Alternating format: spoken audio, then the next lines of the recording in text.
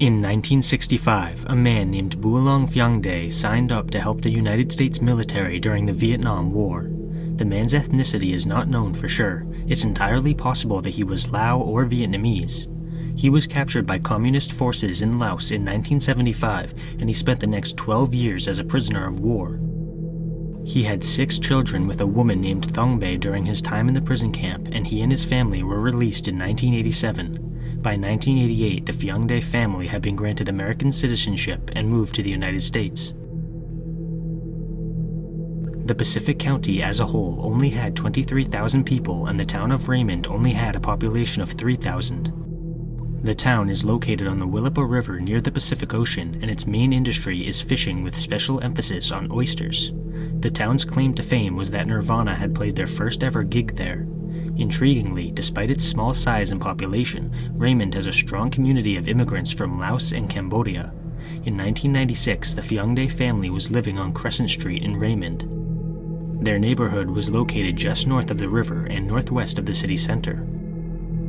Due to the town's focus on fishing, Loukthayoth and Phiangdae both worked in a local seafood cannery.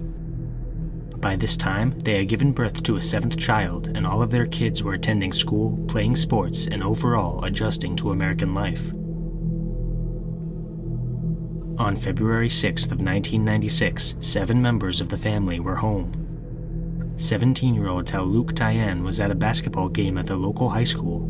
15-year-old Osa was on the family computer in the living room, while 11-year-old Luke and 6-year-old Robert were roughhousing together, as brothers do. Loukthayoth told the boys multiple times to settle down, but they wouldn't listen, so he yelled at Luke to take a shower and then go to bed. According to Osa, when I looked at Luke, I could tell he was pretty hurt. I've never seen him like that before. That was the first time my dad came down on him hard. Luke then went to his room and closed the door. About 15 minutes later, the family noticed that the shower was not running and Luke's bedroom door was locked. They tried to talk to Luke, but they got no response. They pried the door open, and the room looked totally normal, except for one thing. The window was open and the screen had been removed. Luke had run away from home for the first time. Loukthayoth told his daughters to search the house, and he asked Phiangdae to search the neighborhood. Then he got in his car and drove to the homes of several of Luke's friends. Osa remembers that her mother knocked on every single door on their street, but Luke wasn't in any of the houses.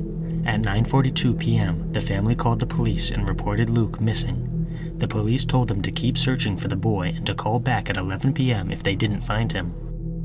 Osa remembers that her mother traveled to the homes of every single Asian person in the town of Raymond and the nearby town of South Bend.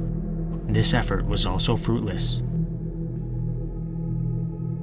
At around 11 p.m., Officer Bill Wilson arrived at the Phiangdae residence. He searched Luke's bedroom and found nothing out of the ordinary aside from the open window. There were no signs of a struggle. He examined the grass outside the window, which was not bent. There were also no fingerprints around the window. Both of these pieces of information suggested that Luke had left the room by himself and nobody had been lurking outside. There were also no foreign fingerprints in the bedroom or on the window. Officer Wilson continued to search for Luke until 5 a.m., but he found nothing. One of Luke's close friends, Loukthayoth Phiangdae, remembers getting woken up in the middle of the night by the police. They asked him where Luke was because they thought he was hiding his friend. They searched the Phiangdae residence top to bottom, but Luke was nowhere to be found. Loukthayoth had reportedly been playing video games at the Phiangdae house shortly before Luke's disappearance, and he stated that nothing had seemed unusual about his friend. When the sun rose, the search continued. Loukthayoth and Phiangdae both went to work while the police searched the surrounding area, but after learning that Luke had not shown up for school that day, the police picked the couple up from work so they could file an official missing persons report. They used one of their daughters, Jane, as a translator, and they told the police that they believe Luke had run away from home the previous night. They could only think of 3 places he might have gone: his brother's basketball game, the home of another one of his friends, Chanya Mao, or the Willapa Hotel, which was an apartment building in Raymond that was home to about 80 Asian immigrants. Search parties focused on the riverbanks and local parks, as well as his friends' houses, but they found nothing. A group of search dogs picked up Luke's scent near the Phiangdae residence, but they quickly lost the scent. A Coast Guard helicopter and the fire department's boat soon joined in the search effort, but nobody was able to locate the missing boy. On February 8th, a possible sighting of Luke was reported. A woman named Debbie Boone and her 12-year-old son, Chase, were driving north on the Willapa River Bridge a few minutes after 7 p.m. on the night of Luke's disappearance. They saw Luke either running or walking down the sidewalk in the opposite direction. The boy did not have a coat on, which struck Debbie as odd because it was a rainy night. When they crossed the bridge again 10 minutes later, Luke was gone. Debbie assumed that Luke must have turned onto 3rd Street toward the center of Raymond because she drove straight down the highway without seeing him. The bridge is about half a mile from the Phiangdae residence, and it's the only route that leads from their neighborhood into Raymond. Debbie also recalls that just a week after she reported the sighting, the police came to her place of work to question her. Specifically, they asked if she had seen someone riding a bicycle on the bridge that night, and if so, who was it? Debbie stated that she did not see anyone riding a bicycle. By February 8th, the local chief of police, Tom Wilson, decided that the next step in Luke's case was to spread the story nationwide. He contacted America's Most Wanted, who aired a photograph of Luke and information on his appearance. This effort did not produce any new information. The ground search was finally called off on February 11th, but the investigation continued. Police Chief Wilson called in the FBI, who sent Special Agent David Moriguchi from their Vancouver field office. Moriguchi interviewed dozens of people in the area, but he received no new leads. In fact, he stated that the lack of information on Luke's disappearance was startling. Nobody had even heard any rumors, and it was almost as if Luke had simply fallen off the face of the earth. Moriguchi and Wilson set up a roadblock on the Willapa River Bridge and stopped all passing cars in the hopes that someone had seen Luke, but just like with all the previous efforts, nothing new came of this. Over the next few weeks, a handful of sightings were reported. The first was from a person who claimed to have seen Luke in the woods about 20 miles south of Raymond. Another sighting was from someone who alleged that they had seen Luke at a party in Bruceport campground. A third person claimed to have seen Luke at a store in Chehalis. All 3 of these alleged sightings were determined to be false. Debbie's account was the only credible sighting of Luke after his disappearance. Within weeks, the case ended up going cold. There are several theories on what happened to Luke that night. The first is that he ran away and started a new life elsewhere, which seems highly unlikely. However, Robert stated that he was certain he saw Luke in a store in Portland, Oregon in 2005. He had called his girlfriend crying, saying that he didn't want to confront the man out of fear that Luke didn't want to be found. Moriguchi explained that most children who run away from home end up going to their friend's house or make stops in the local area, but there was no evidence to suggest that Luke ever stopped anywhere. There was also no evidence of SA, which often precedes running away. The authorities checked payphones in the local area to see if Luke had made any calls, but none had been placed on the night of his disappearance. Furthermore, Luke always got along with his family. Osa remembers that Luke had been in high spirits at the time because he was excited for Valentine's Day. He wanted Jane to take him to the store so that he could make Valentine cards for his classmates. It seems unlikely that he would have started a new life given that his family life was perfectly safe and happy. Another theory is that Luke drowned in the Willapa River that night. After all, he was seen on the bridge in the dark when it was raining, all of which are potentially treacherous conditions. Moriguchi stated that Luke had enjoyed playing near the river, but the area he usually played in was searched to no avail. Police Chief Wilson does not believe that Luke entered the water. He remembers interviewing numerous people who stated that Luke did not like the river because he couldn't swim and he was scared of the water. What's more, a sniffer dog that specialized in finding bodies in water was brought in to search the river, and it found nothing. A third theory in the case is that Luke was abducted. It's possible that Luke left his house of his own volition, but was then picked up by an opportunist. Officer Bill Wilson personally subscribes to this theory. He stated that he saw a suspicious yellow car parked near the 8th Street Park on the night he responded to the call at the Phiangdae residence. The car had been backed into a gravel area and its lights had been turned off. Wilson had found this to be strange because he didn't recognize the vehicle, but he made a mental note to check it out later. However, he never saw the yellow car again. According to Luke's parents, he would have needed to pass the 8th Street Park if he was going to his brother's basketball game that night. Other law enforcement officers subscribed to a different theory, which is that Luke's family was involved.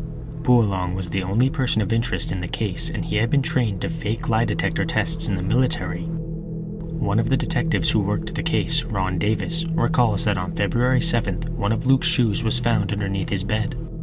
According to Davis, Luke only owned one pair of shoes. Furthermore, in April of 1996, a counselor at the Shoalwater Bay Medical Clinic 20 miles west of Raymond reported that a patient said her daughter had overheard Tao Luke saying that he knew his father had killed Luke, but he was afraid to speak out because his father might kill him too. Davis interviewed Tao Luke, who denied ever having made this statement. Davis also stated that the family was not very forthcoming with the police, although that could have been a result of the language barrier. Despite Davis's suspicions, Osa stated that her father was never abusive. According to her, the most he ever did was spank the kids occasionally and use harsh words to discipline them. The Phiangdae family never moved out of hope that Luke would eventually return. In 2010, they gave DNA samples to the authorities, but no matches have ever been found. In 2018, the National Center for Missing and Exploited Children offered their help. They suggested that the police find someone outside the family to be the translator and re-interview the family. Nothing more was ever learned about the case. Phiangdae passed away in 2020 and Buolong perished in 2023. The disappearance of Luke Phiangdae remains unsolved to this day, and very little information is known for certain about the circumstances of his vanishing. Hopefully that will change sometime in the near future and some light can be shed on this mysterious situation.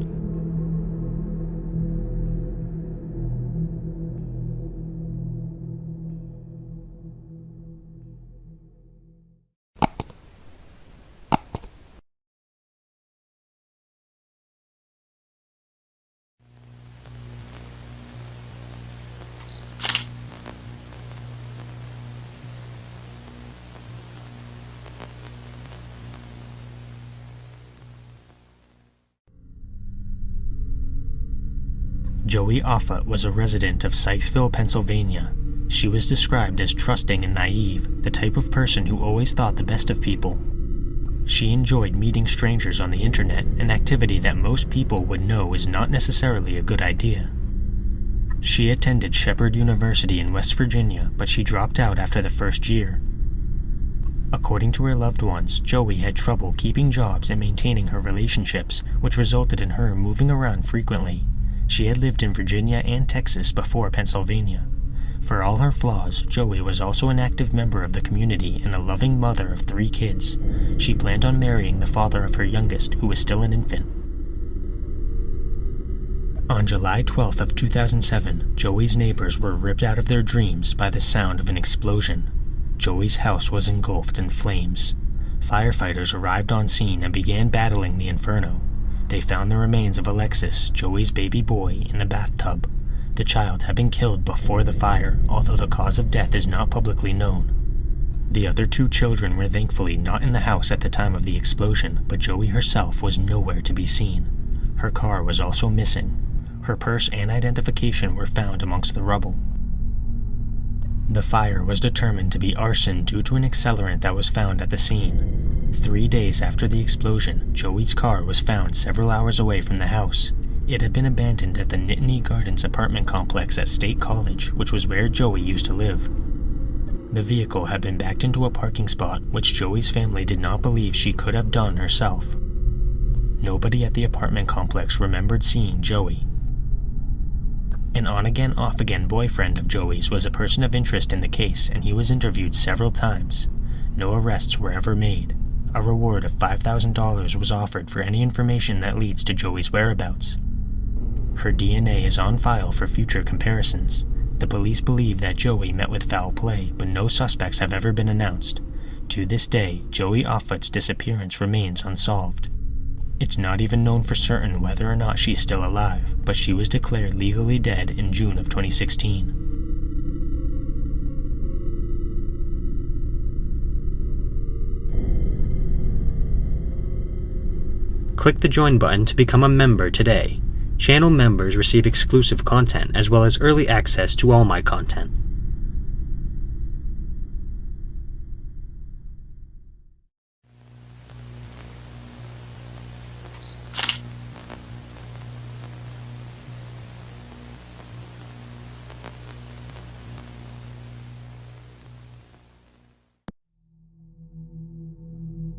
Tamara Halona Bell and her husband Corey both had children from previous relationships. They were a good match for each other and they settled down as a family in Little Rock, Arkansas. Tamara suffered from bipolar depression, but she was on medication and seemed to have it under control. She had served in the United States Navy and received disability payments. Tamara's father, Calvin, lived in New Mexico and Tamara spoke with him every day on the phone. They were very close and had a healthy relationship. However, in February of 2020, Tamara told Calvin that she was having issues with a house guest. During interviews, Calvin did not explain who the guest was or what the issues were in particular, and it's unclear whether or not he even knew. After the phone call, Calvin noticed a drastic change in his daughter. She abruptly stopped calling him and their communication ceased entirely. Calvin was extremely worried about the lack of communication with Tamara, so he texted her on April 21st saying, "Give me a call, just checking on you. Call me when you can." Calvin never got a response. He became more and more worried the longer he went without hearing from his daughter. His concern was only exacerbated by the fact that Tamara did not have any family in Arkansas outside of her husband and kids. This also meant that he couldn't reach out to anyone else in order to check on her. Weeks later, on May 3rd, Calvin finally got a response, but there was something off about it. Part of the message said that she had taken her medication, which was out of character for Tamara. Calvin said she would never announce she was taking her meds. I think someone else typed it. The next day, Calvin sent a text to Tamara's phone saying, "I need you to call me." The response Calvin received stated that Tamara had dropped her phone in the bathtub and was in the process of getting a new one. Calvin wasn't convinced. The message had not been written in Tamara's usual writing style, and there was also no reason why she couldn't simply use Corey's phone if hers was broken. On May 5th, Calvin sent a text requesting that Tamara call him, and he also said that if she did not call, he would assume someone else was using her phone. He also asked her to use someone else's phone to make the call if her device was truly broken. Tamara never called her father. May 13th was Calvin's birthday, and he knew for certain that Tamara would call if she was safe, but she never did. According to Calvin, she usually called him at 5 a.m. on his birthday to sing him a song she had made up and to ensure that she was the first person to wish him a happy birthday. However, 8 p.m. rolled around and he had still not heard from her. He texted her at 8:37 saying, "I hope you're doing well. I know that something is going on with you now because you would have called me on my birthday." At this point, it was just too much for Calvin to bear. He filed a missing persons report with the Little Rock police and requested a welfare check for Tamara. On June 1st, the police interviewed Corey about his wife, and Corey stated that he had not seen Tamara since May 5th. According to him, he had been in Kentucky since that day, and he had only recently returned to Arkansas. Calvin stated that, during the interview, Corey also mentioned that he was scared for his life because someone was trying to kill him. On June 5th, police responded to a report of gunfire in Pine Bluff, Arkansas. When they arrived at the crime scene, they found a car that had crashed into a pole with an unresponsive black male in the driver's seat. They eventually identified the man as Corey. He had been shot in the upper body and was pronounced dead. The police initially believed that Corey had been murdered, but they released a statement on June 9th claiming that his gunshot wounds had been self-inflicted. This seemed highly unlikely given the circumstances of his death. Corey would have had to shoot himself in the chest while driving, mere days after telling the police that he was scared someone was trying to kill him. Several days later, the police retracted their statement about Corey taking his own life. Tamara's disappearance and Corey's death are both still unsolved. Calvin has put massive amounts of effort into raising awareness about the case, organizing fundraisers, and pushing the authorities to conduct more thorough investigations. He has also expressed frustration with the way the case has been handled, a sentiment that has been echoed by the community at large who do not think that Tamara's case has received enough attention. Hopefully some new information can come to light soon and justice can be served to whomever may be responsible for causing so much pain.